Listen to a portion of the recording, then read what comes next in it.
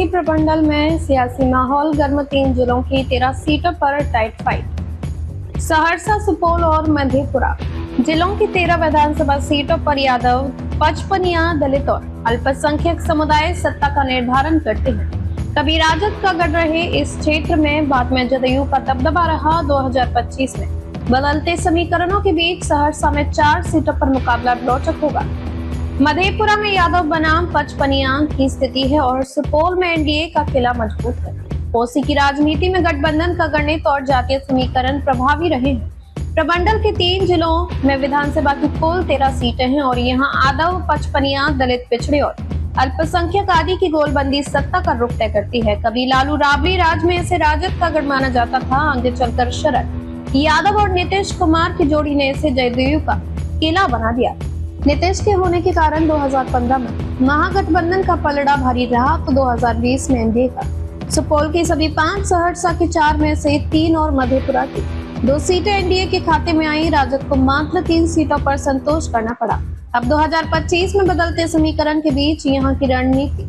सहरसा जिले की 4 सीटों पर इस बार का चुनावी संग्राम रोचक हो गया है। सहरसा सीट पर भाजपा के आलोक रंजन ने 2020 में लवली आनंद को हराया था। अब लवली जदयू की सांसद है और तीसरे स्थान पर रहे किशोर मुन्ना जनसुराज में जा चुके हैं। भाजपा में टिकट को लेकर अंदर खाने खींचतान है, जबकि राजद अभी प्रत्याशी खोज रहा। सिमरी बख्तियारपुर सीट अभी राजद के यूसुफ सलाउद्दीन के पास है। उन्होंने 2020 में वीआईपी सुप्रीमो मुकेश सहनी को 1500 वोट से हराया था।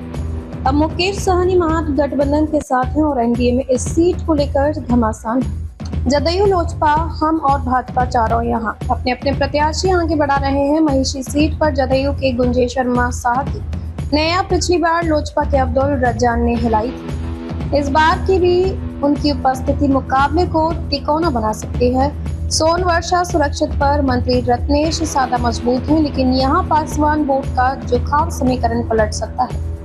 मधेपुरा हमेशा मंडल बनाम कमंडल और यादव बनाम चपनिया समीकरण के इर्द गिर्द घूमता रहा है। सदर सीट से राजद के प्रोफेसर चंद्रशेखर लगातार 3 बार विजयी रहे, लेकिन इस बार एंटी इनकम बैंसी और आंतरिक गुटबाजी उनकी राह कठिन बना रही है। जिलाध्यक्ष जयकांत यादव, आईई प्रवन प्रकाश जैसे दावेदार सक्रिय हैं। सिंहेश्वर सुरक्षित सीट पर राजद विधायक चंद्रहास चौपाल को पार्टी के भीतर ही विरोध झेलना पड़ रहा, जबकि जदयू से रमेश ऋषि देव लगभग तय माने जा रहे हैं। बिहारीगंज में जदयू की निरंजन मेहता दावेदारी कर रहे, वहीं कांग्रेस राजद की खींचतान और रेणु कुशवाहा की एंट्री से समीकरण उलझ गया है। आलमनगर सीट पर विधानसभा उपाध्यक्ष नरेंद्र नारायण यादव तय माने जा रहे हैं, जबकि महागठबंधन यहाँ भी अंतरकलह में उलझा है। सुपौल जिले की 5 सीटें अभी एनडीए के पास हैं। 2010 में सभी 5 सीटें जदयू ने जीती थी। 2015 में जदयू राजद गठबंधन के दौरान सुपौल, निर्मली और त्रिवेणीगंज जदयू को मिली, जबकि पिपरा और छातापुर से राजद मैदान में था।